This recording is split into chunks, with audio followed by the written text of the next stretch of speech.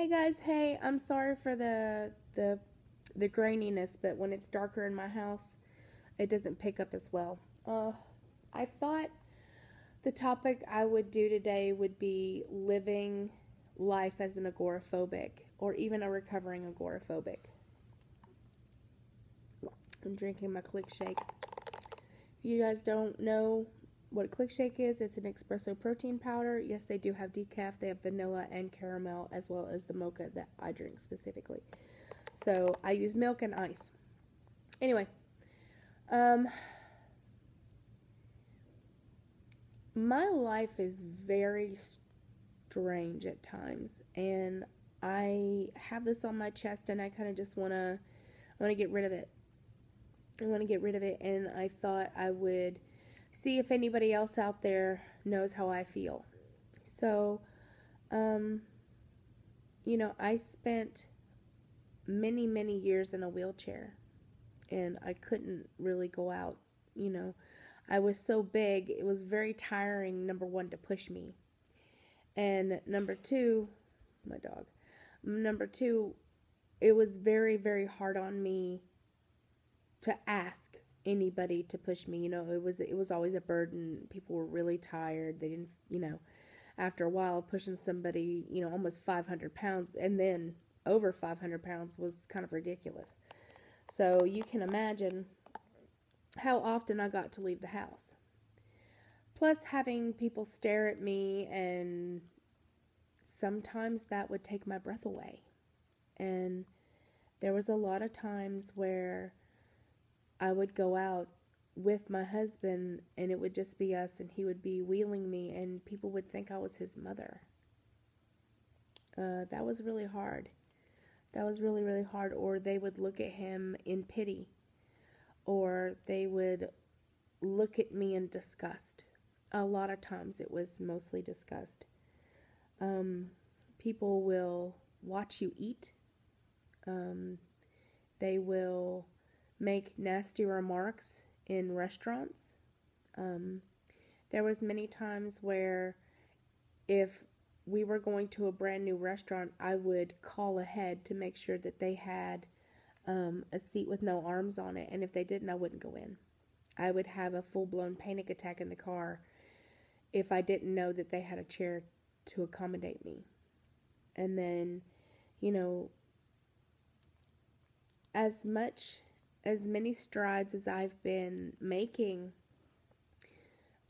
lately I have taken about 4 steps backwards. When my husband is not home, I am having crippling panic when someone knocks on the door, or if I think someone is going to knock on the door, or if I hear people outside my house, or, and in the back of my head, I know that's ridiculous. I know that no one's going to break in, no one's going to come in here, nobody's going to hurt me, but I'm crippled. I'm absolutely just crippled. I am. It's so bad that I can't even go check my mail right now. When Matthew's home, I feel safe. I feel okay. I feel like nothing bad is going to happen to me and I don't have to worry about it. But when he's not home, I feel broken. I feel tattered. I feel like there's something wrong with me and I can't figure it out. A lot of you know that I do take Ativan for my anxiety attacks, and I have many of them, and it's Ativan is fast acting, which is great, but it doesn't last very long. So, it comes on pretty good and takes care of it so I can kind of relax myself. But it doesn't last very long. So if I haven't left the situation or I haven't made the situation I'm in better, then I end up having to either take another one or I have to run and hide.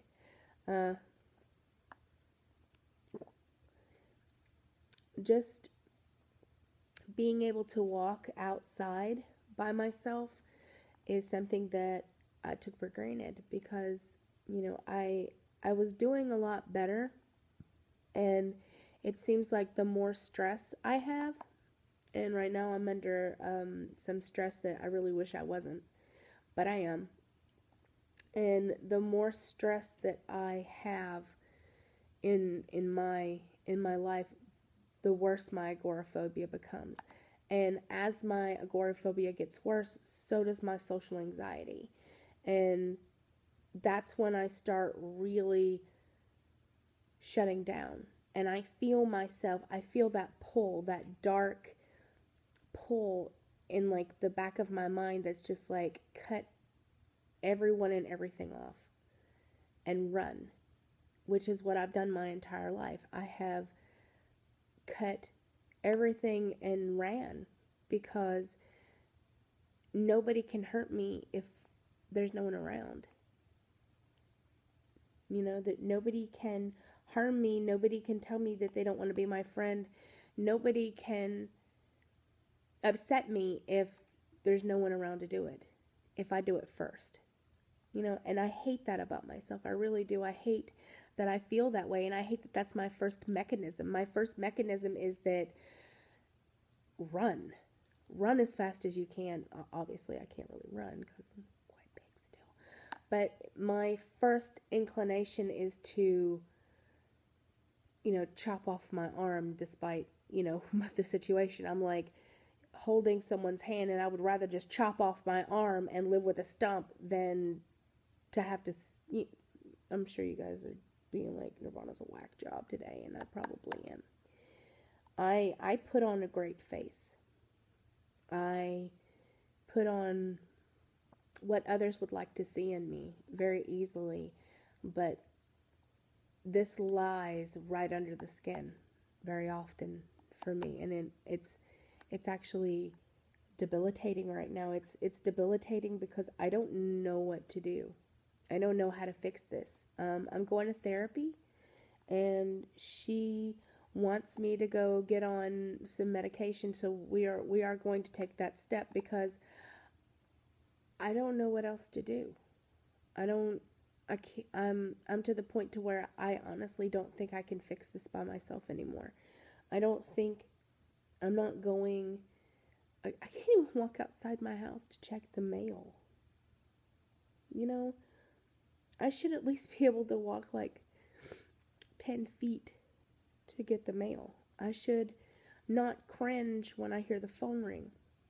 I should not panic when the doorbell goes off. I should not make everything in the house still and hold both the dogs so they're not making any noise when someone knocks on the door. I shouldn't do that. I don't want to do that. I don't want this to be my life again, and it scares me so badly. And I don't know who to talk to. I don't want to bother anybody with, my trivial crap when everybody's got a lot of stuff going on anyway. So I just kind of bottle it up and try to take care of it myself. But what I end up doing is I end up making it so much worse for me because I don't really know how to express it,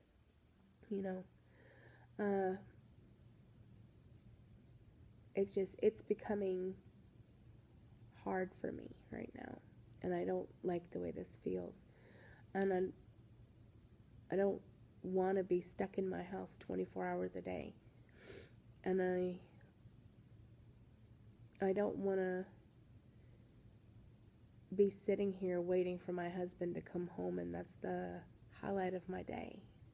I don't have any hobbies. I don't know why I don't have any hobbies anymore. I used to read. I used to watch movies. I used to play video games.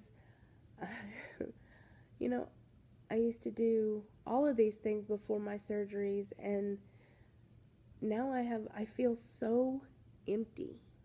I feel so empty. It's disturbing that I have no interest in anything, that I just exist. I don't want to just exist. I want a purpose. I want to help people, and I can't help people if I'm like this, and I don't know what else to do. So, people are always like, so what have you been doing? I've been sitting in my house. Everybody else goes shopping and like hangs out with their friends and goes and does stuff, and like, nope. I'm sitting in my house by myself all night long, all day long. Unless me and Matthew have to go somewhere, which is super brief, I don't go and do anything.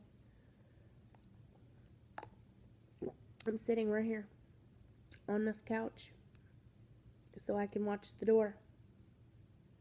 Or I'm in the kitchen. Or I'm in the bathroom. And that's about it. My agoraphobia is so bad that I panic trying to open the garage door.